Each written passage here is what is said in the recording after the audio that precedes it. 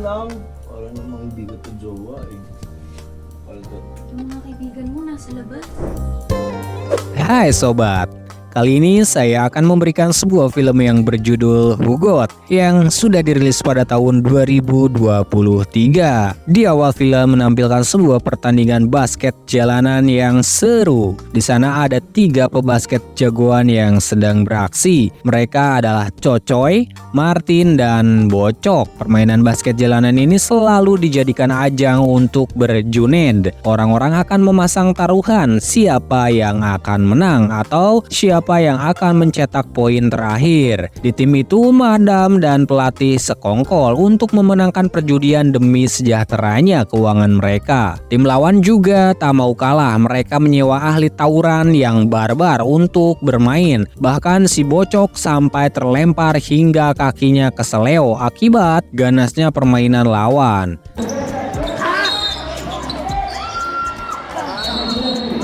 Madam sang manajer klub mengumpulkan pemain untuk ditraktir jajan di Warmindo. Cocoy yang menjadi MVP pertandingan lalu dipanggil. Dia diberikan uang jajan tambahan karena berhasil mencetak poin penentu kemenangan. Yang namanya prestasi selalu saja ada yang iri. Kali ini si Martin yang tampak tidak senang dengan tip dari si Madam. Menurutnya dia juga layak mendapatkan tip itu karena berkontribusi banyak dalam pertandingan tadi. Sebelum pulang, Cocoy dipanggil pelatih. Di sini Cocoy dan timnya kembali dipanggil untuk bermain dalam pertandingan taruhan berikutnya. Namun Cocoy tidak langsung mengiyakan karena sebenarnya ayah Cocoy sangat benci basket. Dia selalu memaksa Cocoy untuk ikut berlayar bersama dengan kru kapal.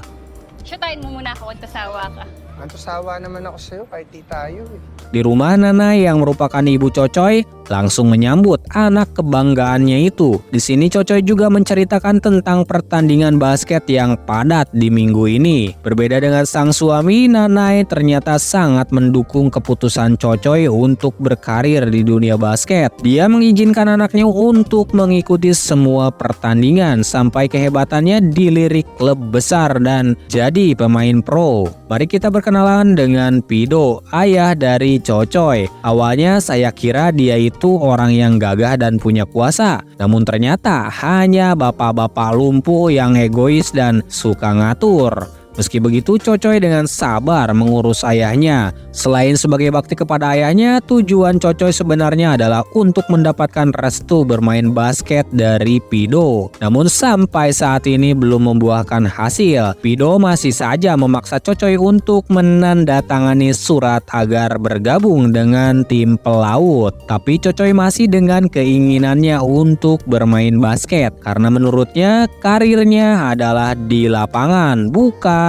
di lautan. Hari pertandingan latihan pun datang. Sebelum mulai, sobat disajikan geolan mantap dari artis lokal Filipina. Terlihat ada Japok, si montok yang selalu mengejar cinta Cocoy. Namun yang menarik hati adalah si Tina, kembang desa yang selalu jadi rebutan para pemuda. Saat pertandingan terlihat Martin tidak sehebat biasanya. Dia terlalu memaksa untuk mencetak poin sendirian. Kocaknya Martin malah menyalahkan Cocoy karena kurang bisa memberi umpan. Padahal dia sendiri yang main dengan egois. Masalah uang tim kemarin yang membuat permainan Martin jadi acak-acakan. Saat tim sedang bermain jelek, bola anak kecil malah masuk lapangan. Madam yang emosi langsung melempar bola itu ke kolam hingga membuat si bocil nangis. Bocil itu lalu mengadu pada ayahnya yang merupakan ketua RT setempat. Dia memarahi Madam dan pelatih karena telah berlaku seenaknya. Si pelatih sempat memberikan uang ganti rugi yang sebenarnya lebih dari cukup. Tapi si RT ini sepertinya tidak terlalu butuh uang. Dia meminta Madam dan tim basketnya untuk lebih menghargai penduduk setempat. Mengingat lapangan basket ini juga ada di tanah kampung mereka. Karena Madam kalah taruhan dalam pertandingan tadi, tim Cocoy jadi tidak dapat uang traktiran. Alhasil Cocoy, Martin, dan Bocok Cocok pergi ke rumah Tina untuk minta kopi dan kacang. Saat sedang mengobrol, tiba-tiba si Martin ini sagapung. Dia langsung mengajak Tina masuk kamar. Alhasil Cocoy dan yang lain hanya melongo karena tidak diajak mabar. Ketika pulang ke rumah, lagi-lagi Pido memaksa Cocoy menandatangani surat untuk bergabung dengan kru kapal. Cocoy yang tidak ingin bergabung dengan tegas mengatakan akan mengganti semua uang ayahnya. Namun jika semua sudah lunas, Pido harus berjanji untuk tidak memaksa Cocoy pergi melaut. Melihat anaknya tidak baik-baik saja, sang ibu datang menghampiri. Dengan lembut, dia memberikan semangat pada Cocoy untuk menggapai cita-citanya untuk menjadi pemain basket profesional. Suatu saat sang ibu dan Pido pasti akan bangga melihat Cocoy bermain di pertandingan besar. Madam yang telah membuang bola kena karma karena punggungnya tercocok pentil. Mendengar berita itu, Cocoy langsung bayar tukang bentor untuk mengantarkannya ke rumah sakit. Di sana Madam memberi kabar buruk karena dia tidak bisa melakukan pertaruhan, maka tim akan diliburkan sekitar 2 minggu. Cocoy pun kebingungan karena masih harus mencari uang untuk melunasi hutangnya pada Pido. Di tengah pencarian kerjanya itu, Cocoy bertemu dengan Bocok. Dia lalu dibawa pada seorang penjudi bola bernama Aaron. Selain suka berjudi, Aaron juga menjalankan pekerjaan jual beli garam ilegal. Setiap satu pengiriman, Cocoy akan mendapatkan upah dan tip yang banyak. Dia hanya butuh 3 kali pengiriman untuk mendapatkan uang sebanyak 100.000 peso. Meski pekerjaan ini terbilang penuh resiko, namun Cocoy yang sedang BU akhirnya menerima misi tersebut.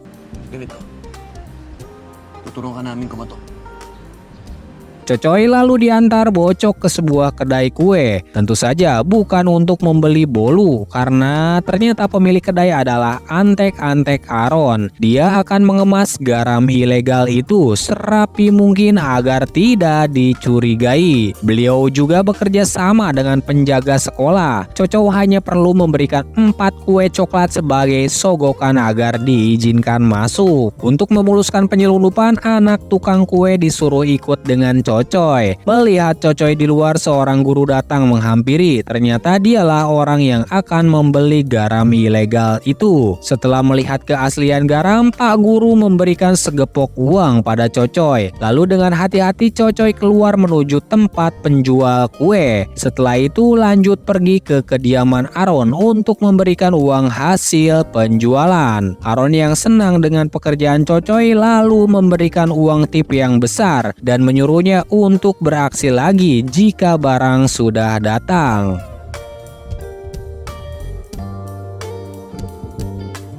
Keesokan harinya Cocoy kembali melakukan transaksi garam ilegal. Sepertinya dia ketagihan untuk mendapatkan uang secara instan. Misinya hari ini juga berjalan lancar tanpa kendala. Barulah saat akan melakukan pengiriman ketiga, terdapat masalah yang cukup pelik. Saat sampai di dalam, masalah baru datang karena ternyata Pak Guru yang akan ditemui sedang diinterogasi oleh polisi. Di luar sekolah terlihat juga Japok dan Bocok yang sedang ditangkap oleh polisi. Salah satu dari mereka sempat melarikan diri, namun langsung ditembak oleh polisi yang bertugas. Cocoy segera keluar dan menemui tukang kue. Dia lalu mengambil semua barang termasuk koper berisi garam ilegal. Karena pengiriman hari ini gagal, Cocoy pun tidak mendapatkan imbalan apapun. Di rumah Cocoy dibuat geram karena semua uang tabungannya sudah menghilang. Cocoy yang curiga lalu menanyakan pada Pido. Dengan entengnya Pido mengiyakan karena dia merasa berhak atas semua uang Cocoy. Parahnya lagi, semua uang itu sudah habis untuk membiayai pelayaran kapal berikutnya. Alhasil Cocoy pun marah karena semua ini di luar kesepakatan mereka berdua. Cocoy yang kesal lalu pergi cari angin sampai dia tiba di rumah Tina. Kala itu Tina juga curhat kalau Martin ketahuan selingkuh dengan Trixie. Untuk menghilangkan kesedihan, Tina mengajak Cocoy masuk kamar untuk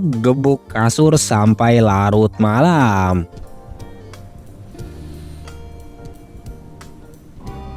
Di rumah orang tua dan kerabat Cocoy sudah berkumpul untuk merayakan ulang tahunnya. Di sini sang ibu juga menghadiahkan sebuah ikat kepala. Dia berpesan agar Cocoy selalu memakai ikat kepala ini saat bertanding. Malam hari pun tiba. Cocoy meminta izin kepada sang ibu untuk berlatih. Meski kesal, Cocoy juga masih mau memindahkan ayahnya untuk tidur di kursi tengah rumah. Namun baru juga beberapa menit berlalu, Pido turun dari kursi dan merangkak ke arah Nanai. Dengan kejamnya Pido memukuli Nanai sampai lantai penuh dengan darah. Di tempat latihan, Cocoy diberitahu oleh pelatih bahwa ibunya telah meninggal dunia setelah dipukuli oleh Pido. Mendengar itu, Cocoy pun langsung menangis dan berlari untuk menemui ibunya. Terlihat wajah Nanai yang penuh dengan lebam. Dia mati kaku setelah dihujani pukulan oleh si brengsek Pido. Sementara itu, si beban sendiri langsung dibawa oleh polisi untuk segera dibui. Bahkan dia terancam akan dihukum mati.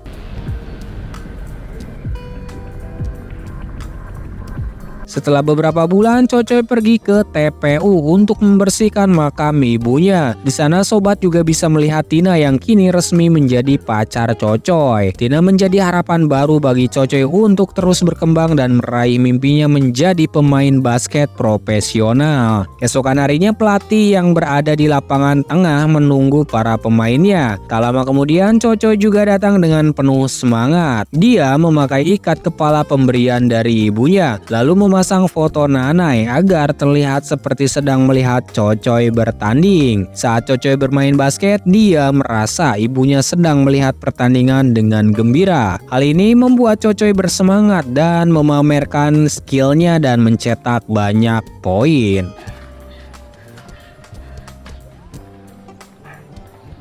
Dan film pun selesai. Itu adalah akhir dari film Hugot yang dirilis pada tahun 2023. Terima kasih sudah menonton dan sampai jumpa lagi di alur film selanjutnya.